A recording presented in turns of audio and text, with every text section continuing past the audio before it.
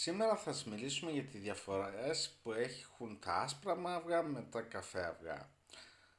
Μέχρι σήμερα οι άνθρωποι έχουν διαφορετικές πεποιθήσεις, υπάρχουν και διαφορετικοί μύθοι.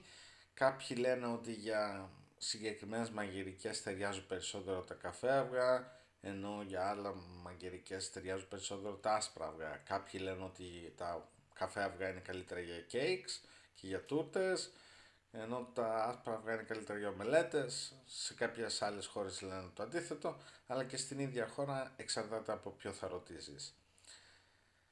Η ουσιαστική διαφορά που έχει ένα καφέ αυγό με ένα άσπρο αυγό είναι μόνο το χρώμα του κέλυφος. Από μέσα είναι ακριβώς το ίδιο. Εκτός άμα είναι αλλάζει και η διατροφή της κότας. Αλλά οι κότες, υπάρχουν συγκεκριμένες κότες που παράγουν καφέ αυγά και συγκεκριμένες κότες που παράγουν άσπρα αυγά. Οι κτηνοτρόφοι που κάνουν βιολογικές καριέρες και τέτοια έχουν παρατηρήσει ότι οι άνθρωποι είναι διατεθειμένοι να πληρώσουν κάτι παραπάνω για αυτά τα αυγά, για τα καφέ αυγά, οπότε κάθονται και διαλέγουν τις κότες που κάνουν καφέ αυγά για να πουλήσουν και καλύτερα.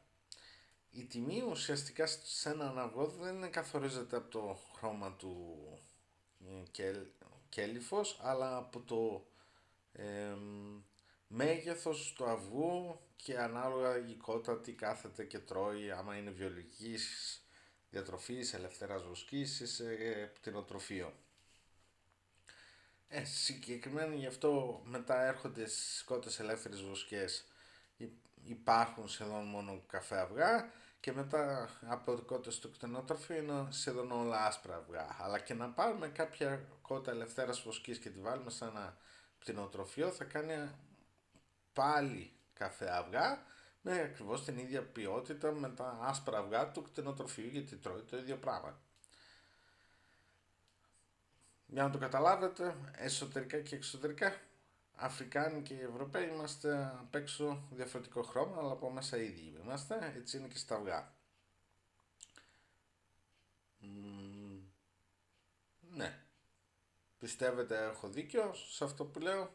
Πιστεύετε το αντίθετο? Πιστεύετε ότι όντως τα καφέ αυγά είναι καλύτερα από τα άσπρα αυγά?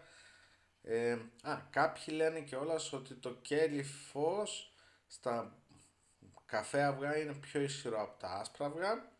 Αυτό δεν ισχύει, αυτό είναι ανάλογα με την ηλικία της κότας. Οι κότες πιο νεαρές κάνουν πιο σκληρά κέλυφα από τις πιο μεγαλύτερες κότες.